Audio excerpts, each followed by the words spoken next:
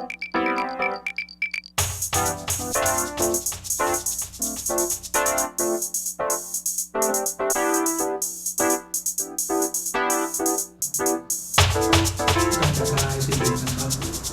ก็น้ำฝนสุภาวินีโทษทีอาจารย์ฝนสุภาวินีแล้วก็สเตฟานีเดลอสจากฟิลิปปินส์นะครับก็ผมโยนคำถามให้พี่ดาวไหมเริ่มต้นนั้นผมโอเคในส่วนของผมก็เริ่มจากสิบเพชรจุนเลยครับในส่วนของคำถามที่จะโยนให้สื่อเพชรจุนตรงนี้คือ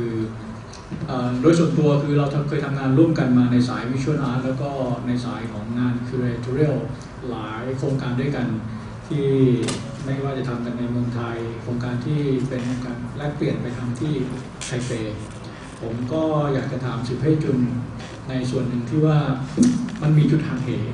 ของความเป็น Visual Artist ซึ่งวันหนึ่งเธอต้องโยกย้ายตัวเองกลับไปสู่บ้านเกิดซึ่งเป็นที่เติบโตมากับงานภาพงานคิ้วงานเย็บปักซึ่งเป็นสิ่งที่แม่ของเธอได้สร้างมาตั้งแต่เธอยังตัวเล็กๆแล้วก็เติบโตมาในทางสายการศึกษาในทางศิลปะและวันหนึ่งเนี่ยเธอต้องเดินทางกลับบ้านแล้วก็ไปทำในสิ่งที่แม่เคยสร้างไว้ตั้งแต่เธอยังเล็กๆอยากถามความคิดเห็นว่าจุดเปลี่ยนตรงนี้มีผลกระทบยังไงกับสายอาชีพในวิชาชีพทางศิลปะที่เป็นวิชวลอาร์ตกับตอนนี้เริ่มมีความเป็นงานคราฟต์กับเท็กไทล์เข้ามาเกี่ยวข้องอนาคตของสิ่งนี้จะเป็นยังไงSo Jiradej, ask your Vision questions. As going back, as they've worked, Jiradej and Chun have worked together for quite a long time, whether in visual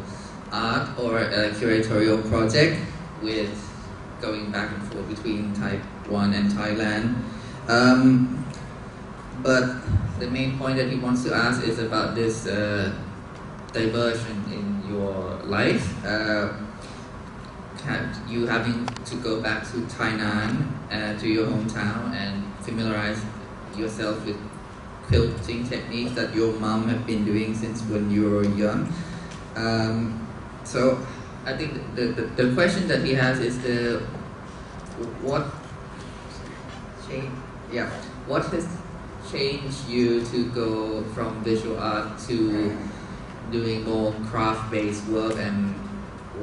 what's next for your visual art practice?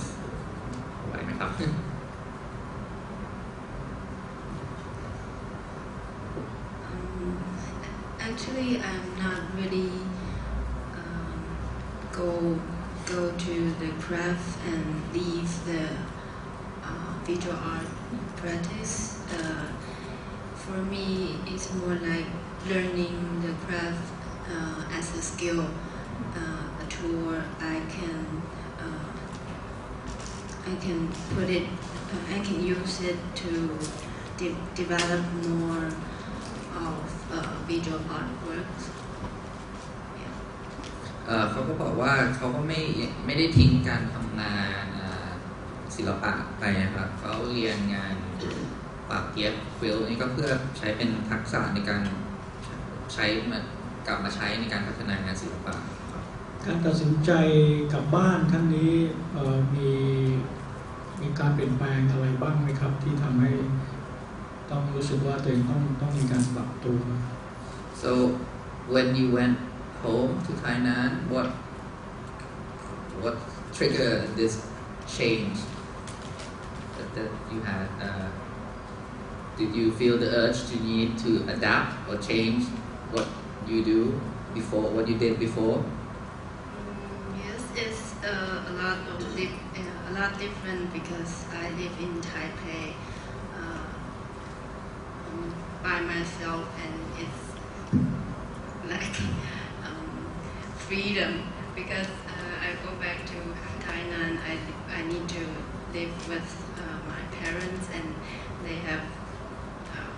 play roles like every parent, and so I need to have more need to communicate with them about my thought. ก็การเปลี่ยนแปลงหลักๆก็คือหลังจากที่เขาอยู่ไทเปมานานเพราะว่าตอนอยู่ไทเปเขาอยู่คนเดียวแล้วก็มีอิสระพอเขากลับไปอยู่ไทยนานนี่เขาก็กลับไปอยู่กับพ่อแม่เขาครับมันก็มีข้อจำกัดในการใช้ชีวิตมากขึ้นเพราะว่าเขาก็ต้องรับมือกับพ่อแม่เขาว่าแบบมีกฎต่างๆหรือว่าการสื่อแล้วก็ต้องมีการสื่อสารพูดคุยกับพ่อแม่ว่ากำลังทำอะไรอยู่มากขึ้นขอบคุณมากครับคุณเพชรจุนในส่วนต่อไปผมขอถามสเตฟนะครับในเรื่องของสถานการณ์ของงานผ้าของฟิลิปปินส์ว่าเขาทำอย่างไรถึงทำให้งานผ้าทอแบบดั้งเดิมแบบทริดิชันนอลแล้วก็ขั้นทอท้องถิ่นต้องทอพื้นถิ่นตามที่ต่างๆในที่ของเขาพัฒนาไปสู่งานร่วมสมัยที่เป็นงานแฟชั่นสำหรับคนรุ่นใหม่เป็นแบรนด์สินค้าที่คนรุ่นใหม่ก็ใช้สอยในชีวิตประจำวันได้อยากให้เขาเล่าให้ฟังถึงในรอยต่อตรงนี้และพัฒนาการตรงนี้ว่ามันเกิดขึ้นได้ยังไงครับ So the question was maybe could you tell us more about the situation in the Philippines in regards to traditional textile and how the traditional textile industry has developed to and being integrated into contemporary context of how traditional artisans make products that can be used in modern life and that's functional. In the Philippines, I think in the last couple of years, we've been lucky because the current administration has been pushing for local products in line with the other government projects. First of all, they wanted to develop tourism in the Philippines, so they have this slogan, it's more fun in the Philippines. So they want to encourage more people to come and visit us. So in line with that, they wanted to make sure that everything was at par. So not only the places, but also the products that were found in that area. So they encourage small businesses from that areas by giving seed money. So they get financial support. And then there's national trade fairs and bazaars. Like now it's a trend to have weekend bazaars in different malls or in the park. And because of that, like big company or known designers have become interested in local material. I have here one example. This is from Rags to Riches. They make bags. It's very interesting because like Go Went Gone. It's very similar because they work with communities. And each bag actually comes with a card and it has the name of the maker.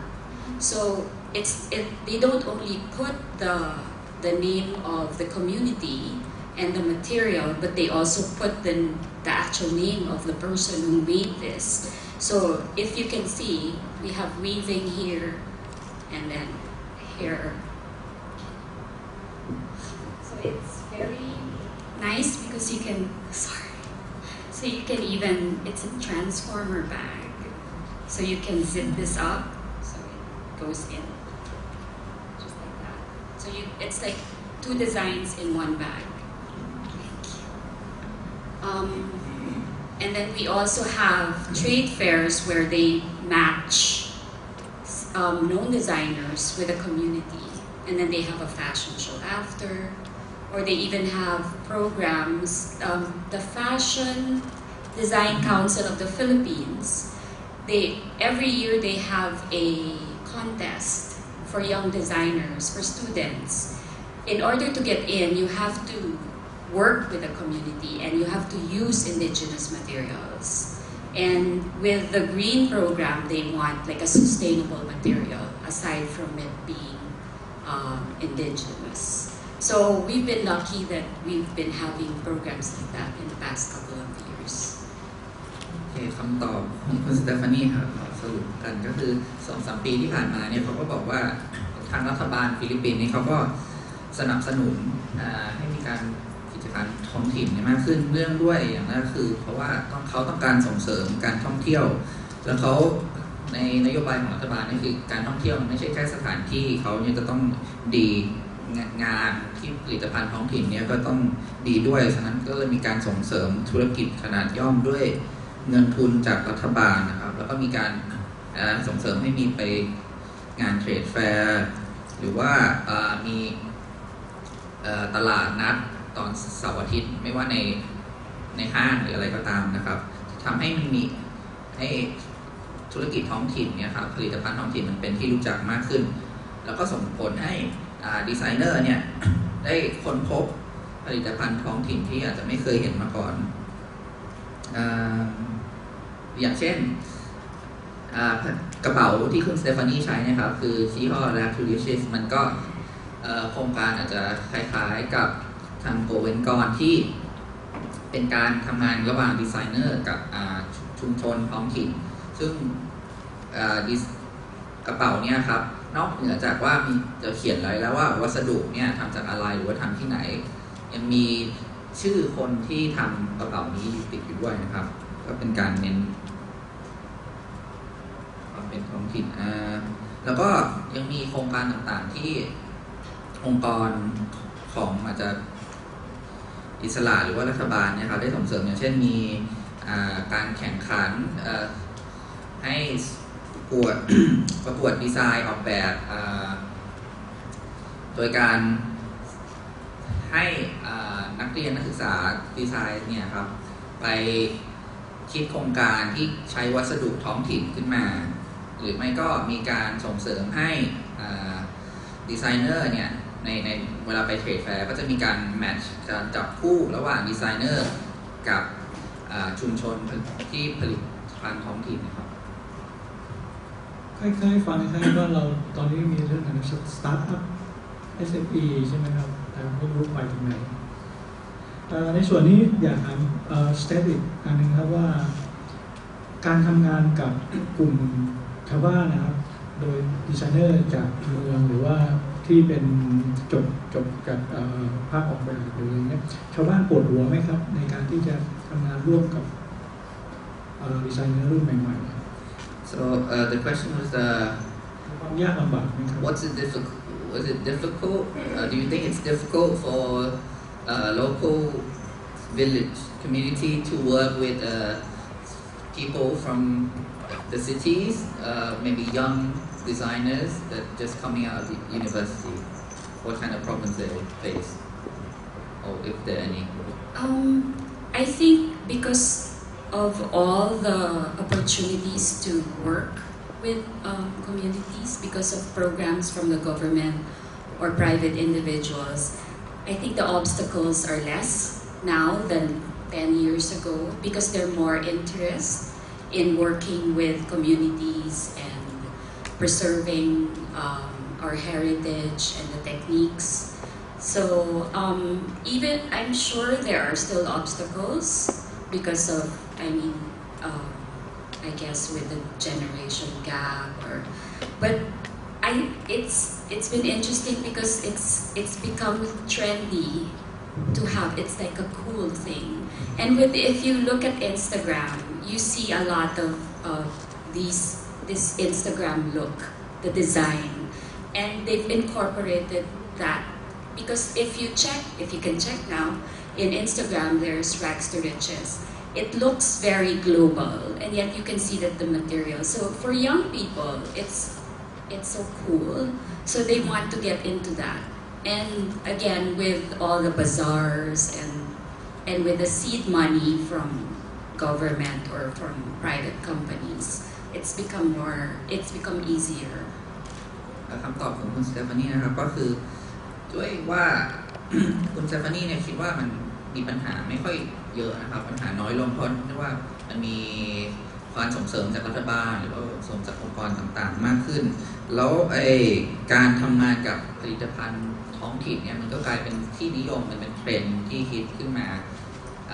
คุณสเตฟานีนะครับว่าจะให้ลองดูใน Instagram อย่างเช่นบริษัทแบรนด์กระเป๋าของเขาเนี่ยครับมันก็ดูเป็นแบบ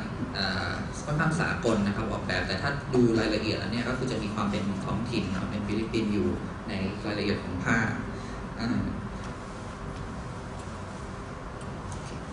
ข้ามมาทางแพรวา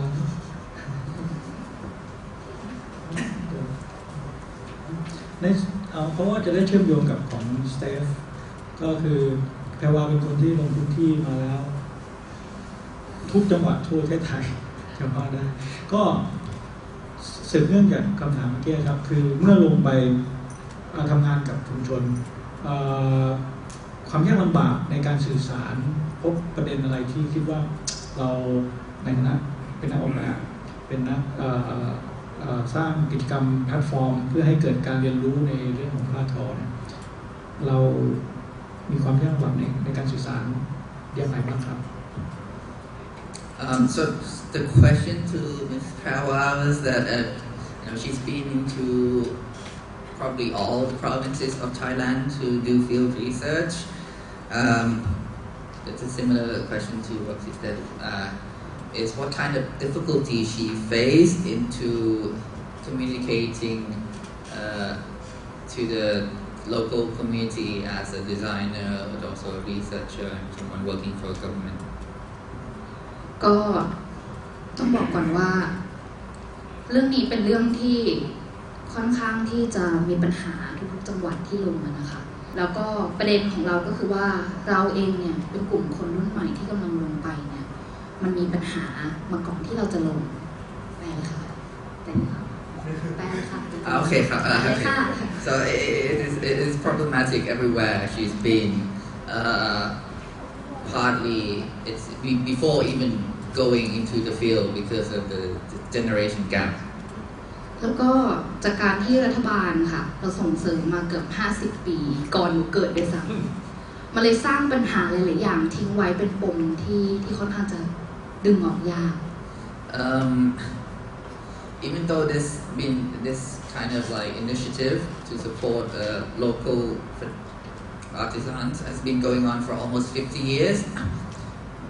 there's a lot of leftover problems that's been accumulating over the years. ทุกวันนี้ค่ะการที่เราลงชุมชนเนี่ยพี่ๆหลายๆคนที่นั่งอยู่ข้างล่างอ่ะจะรู้ดีนะคะว่าการลงชุมชนนะคะมันมีบาดแผลเยอะมากจากการที่รัฐบาลเข้าไปสนับสนุนเขามาโดยตลอดและทำให้เขาผิดหวังมาโดยตลอด So as many in the audience would probably know, going into the fields, there's a problem of what been done before to the local community. Over the years, there's been disappointed many times, and there's wounds that need healing. เพราะฉะนั้นการที่เด็กๆรุ่นใหม่ที่จะลงเข้าไปเนี่ยค่ะเราต้องเข้าใจปัญหาของสิ่งที่เรากำลังจะเผชิญอยู่ก่อนในพื้นที่นะคะเราต้องบอกกันว่าแต่ละพื้นที่มีปัญหาที่แตกต่างกันมันไม่ได้เหมือนกันทุกๆจังหวัดไม่ได้เหมือนกันทุกๆตำบลและทุกๆอำเภอทุกที่มีปัญหาต่างกันก่อนที่เราจะต้องเตรียมพร้อมสำหรับนักออกแบบหรือคนรุ่นใหม่เข้าไปคือคุณต้องรู้ก่อนว่ามันเกิดอะไรขึ้นในพื้นที่นั้นๆนะคะ So as a younger generation going to the field, you have to be aware and research about what has been done in that area before to be able to acknowledge what's the problem is, which is specific to that area. There's no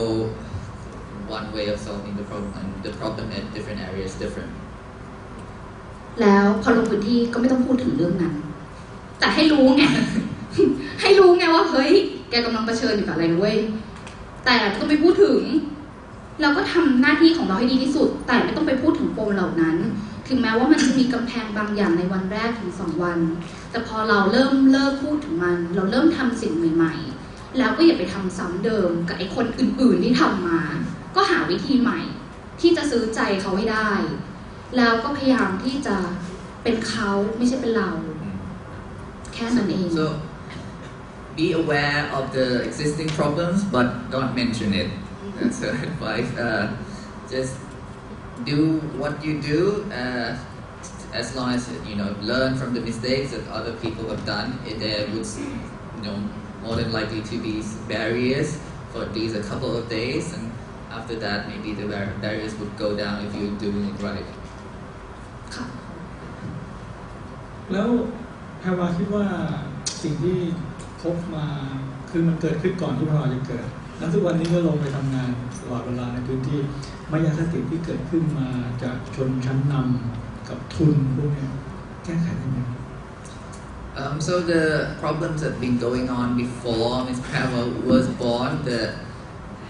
the myth and misconception that's been created by the previous generation. What is the solution? คำถามที่ครูถามนี่หนูเจอทุกวันเลยครูเจอทุกวันที่ทำงานแปลไหมคะแปลค่ะ Okay, this is a question that he get every day, every single day. เราเคยถามคำถามนี้เหมือนกันค่ะครูว่าสิ่งที่หนูกำลังทำเนี่ยสำหรับเด็กรุ่นใหม่ไม่ต้องเอาใครนะหนูเอาถอดคำราชการออกมาโยนเองมีผู้ใหญ่หลายๆคนตั้งคำถามกับหนูที่เป็นผู้ใหญ่แบบอายุประมาณ 70-80 ปีที่เขาอยู่ในระบบนี้มานานเขาถามหนูว่าสิ่งที่เขาทำอ่ะเหมือนที่ตาพูดอ่ะมันไปหักล้างสิ่งที่เขาทำมาหรือเปล่า So one of the questions she often gets from senior people that she work with in the bureaucracy is what the things she's doing, is it overwriting what they've done before? แต่สิ่งที่อาจารย์ท่านหนึ่งชื่ออาจารย์วีรธรรมตระกูลเงินไทยที่อยู่สายนี้เหมือนกันบอกหนูว่าอันนี้คือคำตอบที่หนูได้จากครูหนูถามทุกคนเลยหนูไม่เข้าใจว่าฉันทำถูกหรือเปล่าครูบอกว่าสมัยก่อนเนี่ยเราหุงข้าวหอมมะลิเนี่ยด้วยเตาถ่านหุงด้วยความพิถีพิถันข้าวที่เราทานก็ยังมีความอร่อยอยู่ทุกวันนี้เรายังคงหุงเตาถ่านไหมคะเหนื่อยไหมเหนื่อยมันก็ต้องมีเตาไฟฟ้ามีหม้ออลูมิเนียมมี everything ปันจิงโกะเพื่อทำให้ชีวิตมันดีขึ้น แล้วหุงข้าวค่ะข้าวหอมมะลิยังอร่อยอยู่ไหมมันยังอร่อยเหมือนเมื่อหลายพันปีก่อนเพราะมันหลงเหลือคำว่าคุณค่าแค่นั้นแหละค่ะ So she asked all her teachers, is what I'm doing the right thing? One of the teachers said, in the olden days you cook rice with a coal, but today we don't use coal anymore, we use electric stove. Does the rice still taste good? The answer is yes, because of still the same essence and value.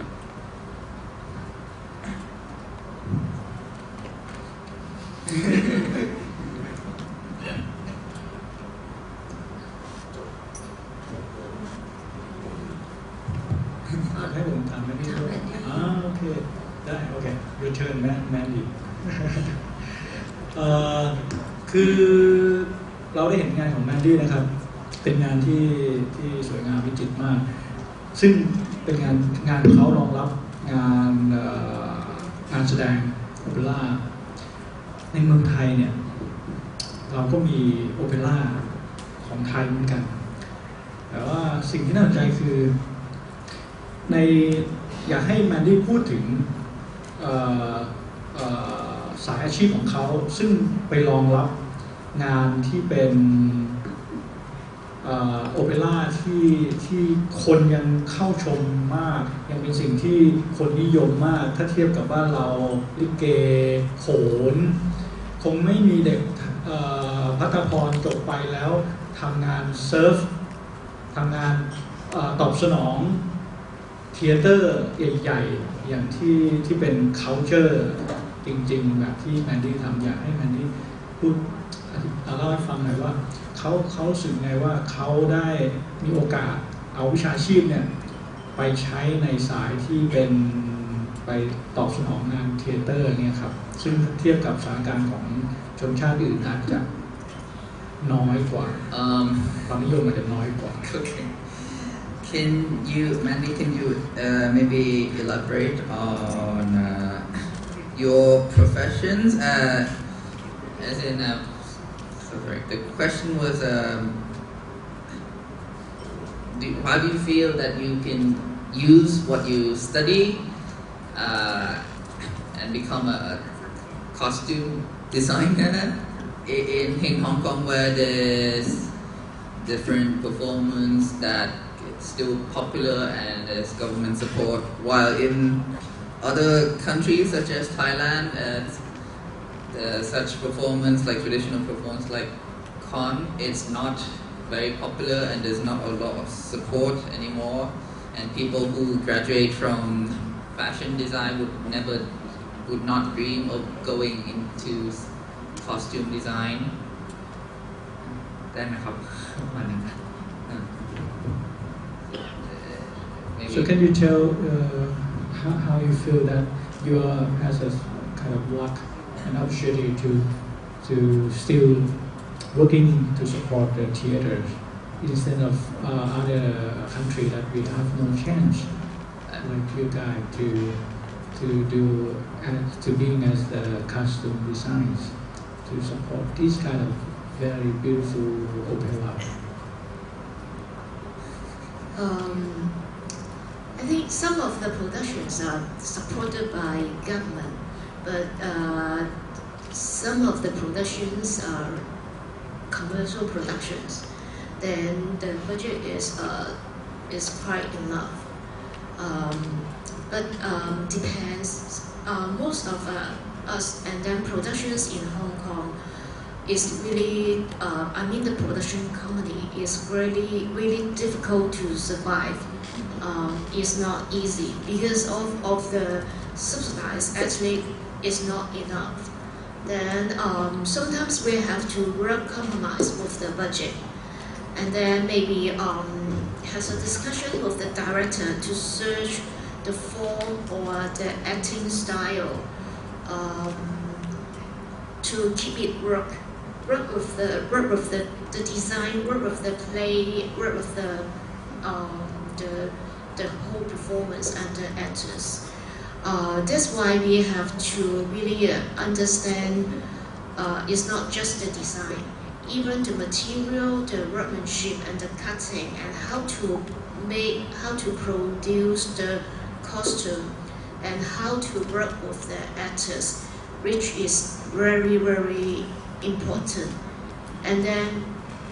I think the historical and cultural background sometimes. Just like I'm doing some Western opera productions, which is supported by government. But that's impossible. We make the same things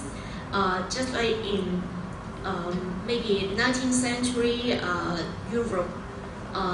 If the director really wants to approach in realistic style, that's impossible. So we have to work compromise and then to find a way how to make it looks achieve my design and then to achieve the show. That point is very important. And then so research is very I need to do research before I start to do the design. The silhouette, the material, and what is very important issue at that period or for that country, then I cannot lose that. And then what things I can be changed or to do adaptation. So I think we have to work in flexible sometimes. Okay. จริงๆประเด็น คุณแมนดี้ก็บอกว่าในฮ่องกงเนี่ยอาจจะไม่ได้โชคดีอย่างที่คิดถึงแม้ว่าจะมีการส่งเสริมจากรัฐบาลแล้วก็คุณแมนดี้ก็บอกว่าการแสดงบางทีก็ได้รับการส่งเสริมจากรัฐบาลได้เงินทุนซัพพอร์ตจากรัฐบาลแต่บางอันนี้ก็คือเป็นองค์กรอิสระถึงแม้ว่าจะหรือว่าองค์กรที่ได้รับการสนับสนุนจากรัฐบาลเนี่ยเงินทุนเนี่ยมันก็ไม่เพียงพอหรอกจริงๆแล้วบางการทำงานเนี่ยเขาก็ต้องมีการประนีประนอมกันแล้วก็มีการวางแผนอย่างดีเพื่อให้งบประมาณที่ได้มาเนี่ยซึ่งมันไม่พอเนี่ยมัน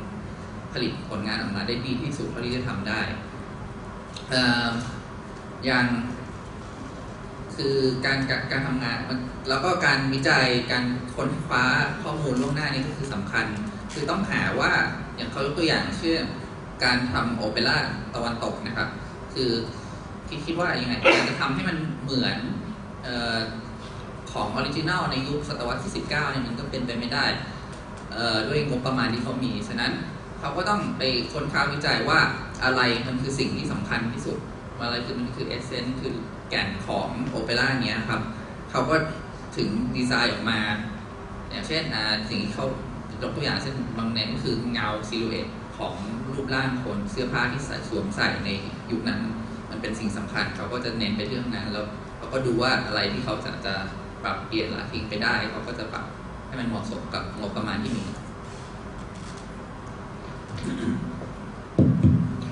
เดี๋ยวอาจจะเป็นสุดท้ายของคำถามที่จะขมวดของ3ท่านศิลปินไทยที่ได้รับเชิญมาในซิมโพเซียมครั้งนี้นะว่าในฐานะที่เป็นคุ้นเคยกับมหาวิทยาลัยธรรมศาสตร์เป็นคนเคยเป็นคนธรรมศาสตร์แล้วก็ปัจจุบันอาจจะก็ยังคุ้นเคยอยู่นะคะก็คืออยากจะถามว่าในมุมมองของศิลปินไทยอย่าง3ท่านจากการมาเสวนาแลกเปลี่ยนซิมโพเซียมแล้วก็มองกลับมาที่บ้านเราเองเนี่ยคิดว่าในวงการศึกษาของบ้านเราไม่ว่าจะมหาวิทยาลัยธรรมศาสตร์หรือมหาวิทยาลัยอื่นที่มีการเรียนการสอนเกี่ยวกับtextile แล้วก็ fashion design หรือ textile art หรือ fashion art อะไรก็แล้วแต่เนี่ยมีอะไรที่อยากจะบอกกลับมากับทางเราหรือว่าในอาจารย์หรือว่าผู้ที่อยู่ในวงการศึกษาที่มาในฟังในครั้งนี้ไหมว่าคือมีมุมมองอะไรจากศิลปินทั้ง3ท่านที่ว่ามันจะมีประโยชน์หรือว่าในอนาคตมันจะเป็นยังไงแล้วก็สิ่งนั้นอาจจะเป็นประโยชน์ให้เรานำกลับเอามาใช้ได้อย่างเงี้ยค่ะถ้าทำได้นะคะ So the question from Dr. Vitawan is to the 3 Thai artists in the panel who have been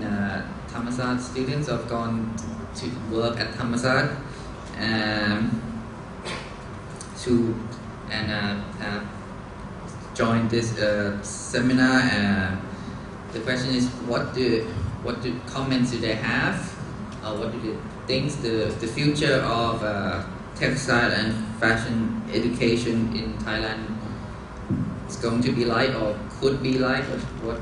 kind of things should be changed? คือจะบอกว่าสมัยก่อนเนี่ยตอนสอนอยู่ที่ธรรมศาสตร์เองหรือไปมาเนี่ยก็เป็นเรื่องปกติที่เราก็จะคุยกันว่าก็เป็นห่วงว่าเรียนหลักสูตรนี้จบไปแล้วจะไปทำอะไรต่อจะมีอนาคตอะไรแค่ไหนอะไรต่างๆแต่ว่าในระยะเวลาเกือบ20 ปีครับคณะนี้มาต้นขนาดนี้เพราะผมก็เริ่มตั้งแต่เบิร์แล้วก็มาจนถึงวันนี้ที่ได้นั่งบนเวทีเดียวกับอดีตลูกศิษย์เนี่ยแล้วก็เห็นในสิ่งที่เขาแต่ละคนกำลังทำกันก็รู้สึกว่าไม่เป็นห่วงเลยว่าจะวัดหลักสูตรอะไรต่างๆนะที่ทำกันอยู่เนี่ยมีข้อบกพร่องอะไรแล้วในขณะเดียวกันที่ได้ไปลงพื้นที่ต่างจังหวัดนะครับอย่างล่าสุดที่เพิ่งไปปัตตานีมาหรือที่เราไม่เคยรู้มาก่อนไอ้งานเราก็ได้ไปเห็นว่ามีนักศึกษาจากมหาลัยทางเนี่ย3 จังหวัดภาคใต้เนี่ยเขาก็ทำงานที่เป็นงาน textile art เหมือนกันส่งประกวดได้รางวัลได้แสดงตามที่ต่างๆเป็นศิลปินขึ้นมาซึ่งยังจำได้ว่าสมัยก่อนที่เริ่มทำกันมาเนี่ยแทบจะไม่มีใครทำงานที่เกี่ยวกับ textile art เลยจนทุกวันนี้เดินออกไปข้างนอกคณะอื่นมหาวิทยาลัยอื่นเขาก็ทำกันคือมันก็มีการกระจายแพร่หลายอยู่แล้วเพราะฉะนั้นจริงไม่เป็นห่วงเรื่องนั้น ทีนี้ปัญหาของไอ้ textile art เนี่ยมันก็เป็นปัญหากับเหมือนกันทุกที่นะฮะว่าคนส่วนใหญ่ก็จะมองว่าเป็น craft base มากกว่าที่มันจะเป็น visual art หรือต่างๆแม้แต่ตัวผมเองทุกวันนี้ก็ยังคนก็ไม่ค่อยจะเรียกว่าเป็น visual artist ก็จะเรียกเราก็ยังถูกจัดให้อยู่เป็น textile artist อยู่ตลอดเวลาซึ่งสำหรับผมไม่ได้เป็นกังวลกับว่าจะถูกเรียกว่าเป็นอะไรต่างๆแต่มันก็ยังมีข้อแบ่งแยกอะไรอย่างนี้อยู่เพราะฉะนั้นจากในสายตาของคนอื่นๆด้วยความที่ว่ามันเป็น craft base ในขณะเดียวกันเราเห็น contemporary artist visual artist ตั้งหลายคนที่ใช้ textile เป็น medium แต่เขาก็สามารถใช้ได้อย่างเป็นอิสระโดยที่ไม่ถูกจำกัดว่าเป็นตรงนี้ว่าเป็น textile artist หรืออะไรอย่างนั้นเพราะฉะนั้นถ้าจะคือผมมองว่าถ้าเกิดจะกลับมาที่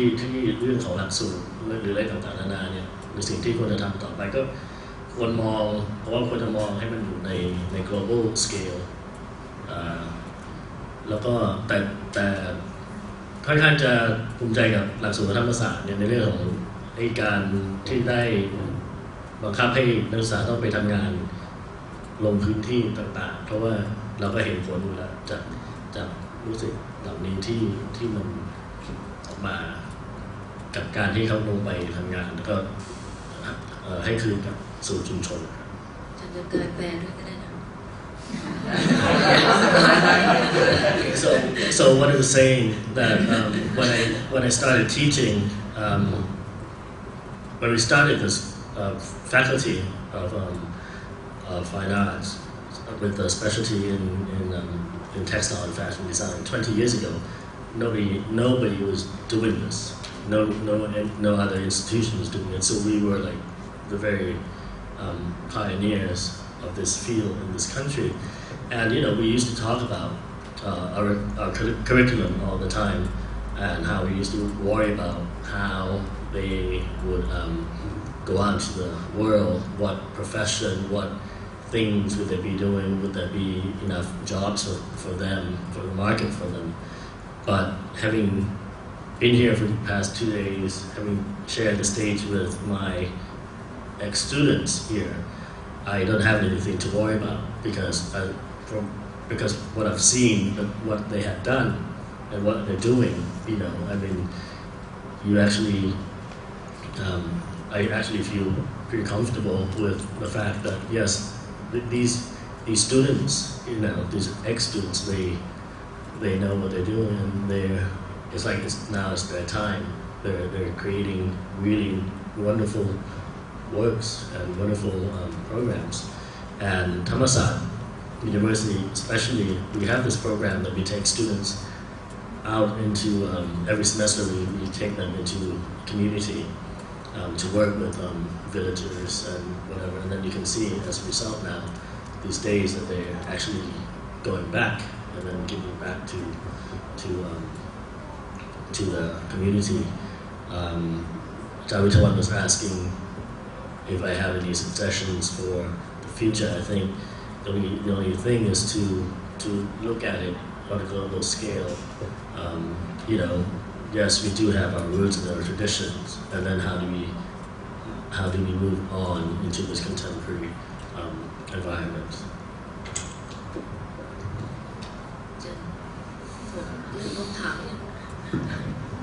หลักสูตรใช่ไหมคะไม่ได้หลักสูตรอาจจะบอกว่าในอาจจะมีอะไรแนะนำคือตัวเองก็จบมาในรุ่น8นะคะซึ่งตอนนั้นน่ะคือเรียนหลักสูตรเนี่ยสอนให้ตัวเองเรียนที่เป็นศาสตร์ทางด้านคือเป็นปรัชญาของผ้าทอในบ้านเราอะค่ะแล้วก็มีโอกาสได้ลงพื้นที่มันทำให้ตัวเองคือเหมือนมีทุนอยู่ว่าเรียนรู้เรื่องภูมิหลังของงานผ้าทอของเราแล้วก็มีทักษะในงานทอตรงนี้ค่ะมันเป็นเหมือนทุนที่เราเติมให้เราเวลาเราจบไปอะค่ะเวลาไปทำงานนะคะชีวิตจริงอะค่ะคือ มันต้องมีแบ็กกราวด์ที่ดีซึ่งตรงนี้ค่ะที่คณะค่ะสร้างได้ดีมากตอนที่ไปเรียนที่อังกฤษอะค่ะคือคนที่จะต้องไปเรียนปริญญาโทที่อังกฤษอะค่ะคุณต้องมีคือเหมือนต้องรู้สเกลค่อนข้างเยอะในเรื่องของการทอแล้วก็ที่คณะมีความคือโฟกัสให้นักศึกษาค่ะทำงานด้วยตัวเองขึ้นเส้นยืนเองทอผ้าเองแล้วก็รู้รากเหง้าของตัวเองโดยวิชาของครูโออะค่ะที่ให้ลงพื้นที่อันนี้มันเป็นจุดสำคัญเลยค่ะทำให้เหมือนเวลาเราทำงานสิ่งทอค่ะเราต้องกลับมาดูต้นทุนของเราอะค่ะแล้วก็สิ่งที่เราเรียนมาที่อาจารย์หลักสูตรให้มาค่ะกับสิ่งที่เราจะไปยืนอยู่บนเวทีโลกหรือไปทำงานที่ให้คนอื่นเขารู้อะค่ะเราต้องคือในฐานะของนักศึกษาธรรมศาสตร์เราต้องมีบทบาทให้เขาเห็นเลยว่าเนี่ยเราคือตัวตนเด็กธรรมศาสตร์คือไม่ต้องห่วงเราเลยในเรื่องของทักษะสกิลที่เราเรียนมาแล้วก็คณะมีตรงนี้เต็มที่อยู่แล้วแต่สิ่งที่ตัวเองอยากจะเหมือนฟีดแบ็กกลับไปในเชิงของว่าเวลาบางครั้งนักศึกษาบางคนที่จบทางด้านเทคไทยไปอะค่ะเขาไม่ได้ทำงานอาร์ตอย่างเดียวบางคนเข้าไปอยู่ในไลน์ของแฟชั่นหรือว่าเกี่ยวกับอุตสาหกรรมอย่างนี้ค่ะมันยังมีเรื่องช่องว่างในเรื่องของการที่นักศึกษาจะอะแดปงานนะคะคือบางทีเราเรียนไปทางด้านสกิลเราแน่นแล้วแต่ว่าน่าจะเสริมในเรื่องของการมีไอเดียใหม่ๆหรือว่าที่เป็นเกี่ยวกับทำให้มันสามารถใช้มุมมองใหม่ๆอะค่ะที่มันนะแต่ส่วนตัวจะไม่ค่อยเจอปัญหาตอนที่ทำงานเพราะว่าคือตัวเองเนี่ยให้ทำงานในภาคที่เป็นอุตสาหกรรมอยู่บ้างฉะนั้นมันจะพยายามคือตัวเองอาจจะปรับตัวได้แต่มันมีน้องๆบางคนที่ถามกลับมาอะไรเงี้ยค่ะที่บางทีเขาก็ไม่รู้ว่าเขาจะทำอะไรจบไปทำอะไรอะไรเงี้ยค่ะอาจจะเสริมในเรื่องของทำให้งานที่ไทยอะค่ะเหมือนเป็นชิ้นงานที่เขาได้ develop หรือว่าอยู่ในภาคอุตสาหกรรมได้หรือว่าเรื่องความรู้ในเรื่องของ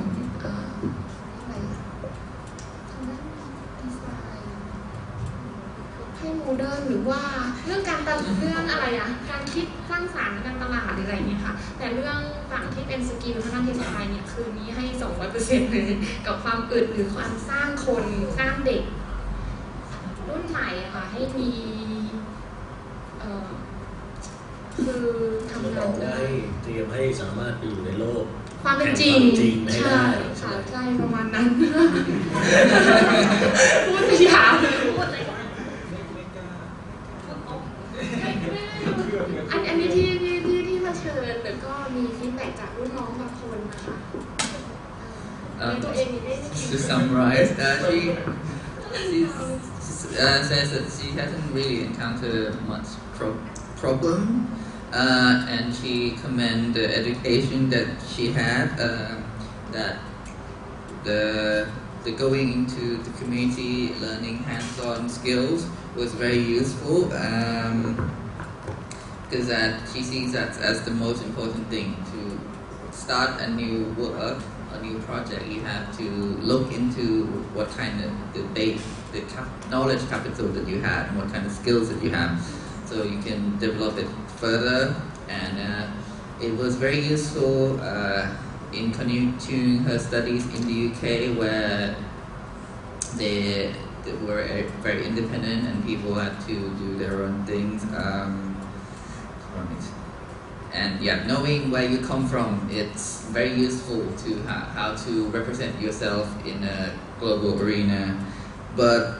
the main feedback from her was not everyone who graduates from textile art will go into textile art. There are some feedbacks from younger generation, the students after her, that it's difficult to adapt to the industry, and maybe they could be more sort of like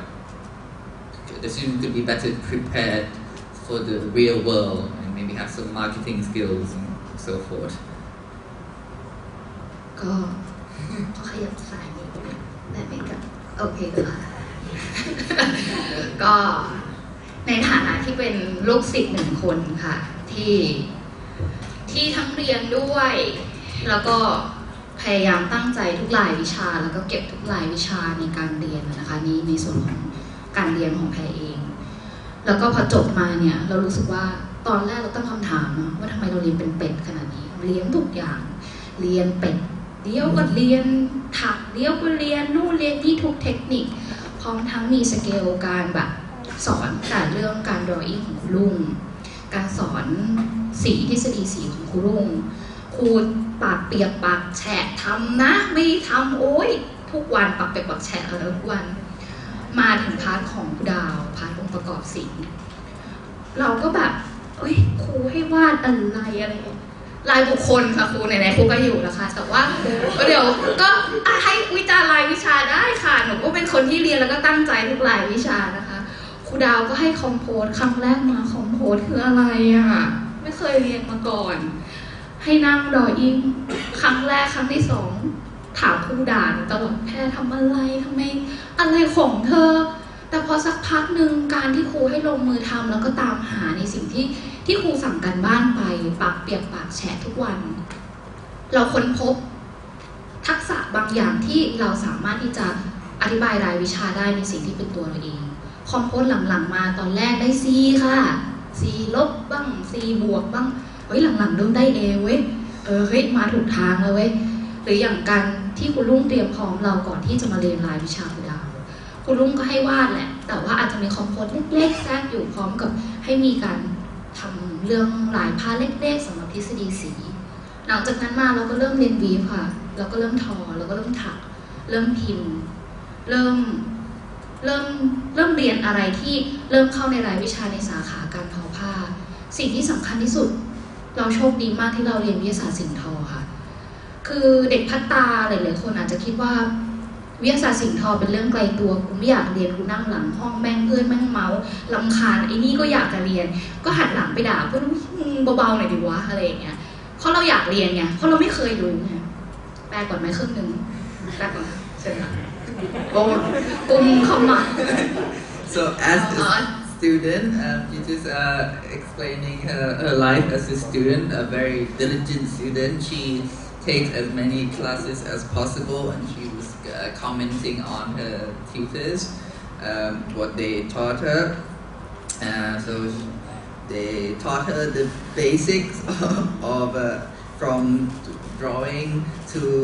composition, and at first she didn't know what composition was, and she didn't get good marks, but she kept trying till she get good marks, and in the end she found something useful from those basics, is that she got freedom from having those skills and apply it into things that she wanted to do. But one of the most important class that she's taken is textile science, learning how the textile were made, the materials and the chemicals behind it.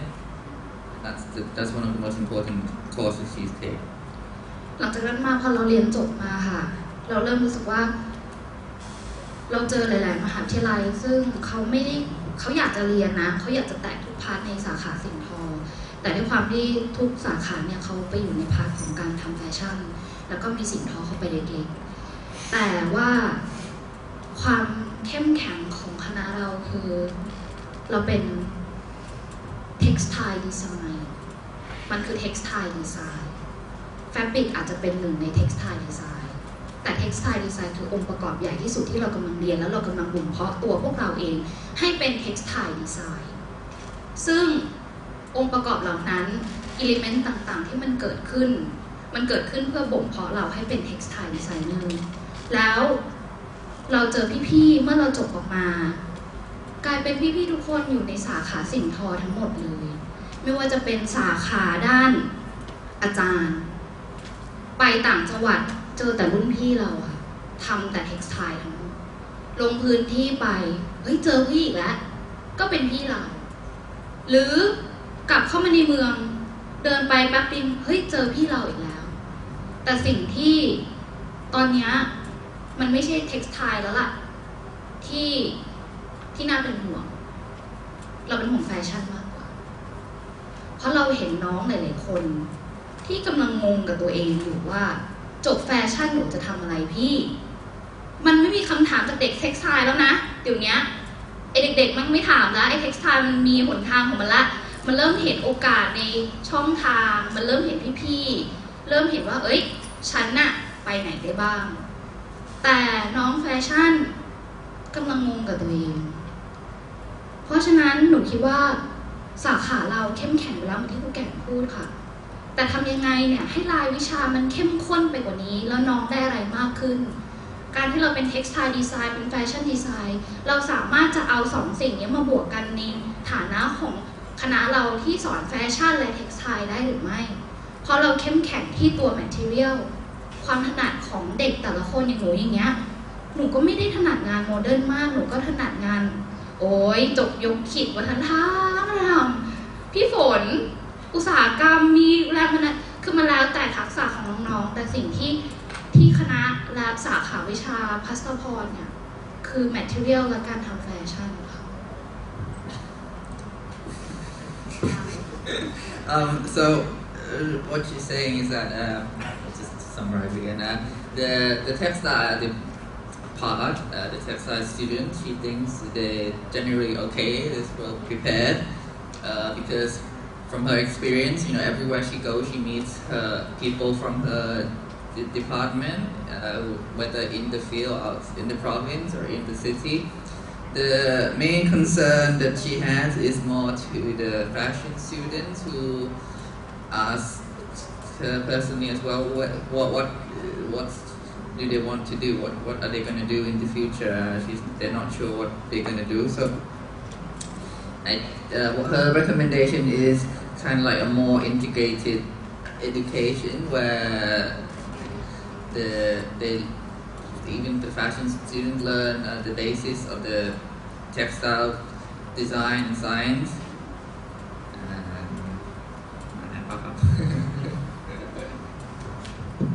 ค่ะก็คงจะเป็นช่วงสุดท้ายนะของสัมมนาในครั้งนี้ก็จะไม่สรุปอะไรมากแล้วกันนะคะอาจจะเป็นถามใครว่าคือสัมมนาครั้งนี้จะมีการถ่ายมีเรคคอร์ดไว้อยู่นะคะว่าจะไปทิศทางของวงการแฟชั่นและสิ่งทอวันนี้ก็อาจจะได้คำตอบแล้วก็ทำให้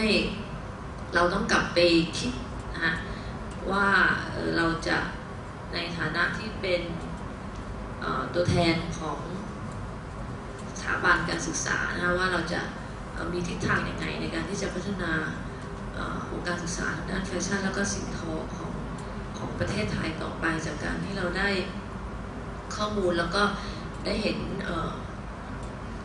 าร์ติสต์นะคะที่มาร่วมงานในซิมโพเซียมครั้งนี้นะคะก็เดี๋ยวก็ช่วงสุดท้ายก็จริงๆแล้วก็อยากขอบคุณแล้วกันนะคะศิลปินทุกท่านแล้วก็ศิษย์เก่านะคะอาจารย์ในสาขาพัสตาพรนะคะที่ทำให้งานครั้งนี้เกิดขึ้นได้แล้วก็ขอบคุณนะคะอาจารย์ปรพิไลนะคะอาจารย์จิรเดชจากบ้านนอกนะคะที่ให้ที่มีส่วนร่วมนะในการทำให้สัมมนาครั้งนี้สำเร็จลงได้นะคะก็ขอบคุณทุกท่านนะคะแล้วก็ศิลปินทุกท่านด้วยนะคะ So she would like to kind of conclude the symposium and hoping that participants, people who come and listen to the talk and the artists would maybe get a better idea of the direction of the Thai textile and fashion industry and where we're heading in the future. Hopefully that's going to be a good future. Also, she would like to thank the organizers and the artists and designers and the audience for participating. ครับก็ขอบคุณอย่าว่าสิ่งหนึ่งที่อยากจะฝากไว้นะครับการที่เราเห็นประโยชน์ของการจัดงานนี้ไม่ว่ามันจะเหนื่อยยากแค่ไหนในการบริหารจัดการโครงการแต่ประโยชน์ที่ได้รับเท่าที่เราเห็น2 วันนี้ที่ผ่านมาเนี่ยผมฝากไว้อย่างนี้ว่าธรรมศาสตร์ก็คงจะต้องทำสิ่งนี้ต่อในฐานะเป็นนักการศึกษาผมเชื่อว่าสิ่งนี้มันควรจะต้องเกิดขึ้นอีกและจำเป็นต้องเกิดขึ้นอีกในการถกเถียงในการได้นำเสนอความหลากหลายเราอยู่แบบพืชเชิงเดี่ยวอีกต่อไปไม่ได้แล้วการปรับตัวทัศนคติในสำหรับนักการศึกษามีความจำเป็นและมีแนวโน้มที่จะต้องเปิดรับและมีความต้องการในการแลกเปลี่ยนSo what Jiradej was like to leave is that even though this symposium has been quite difficult to organize and there's a lot of challenges, I think he thinks that Thammasat still needs to organize this kind of event in the future because a designer or artist cannot stand alone. There needs to be diversity and exchange of ideas to be able to move on towards the future. ก็สุดท้ายก็ขอบคุณนะคะคุณมารีนคีคุณ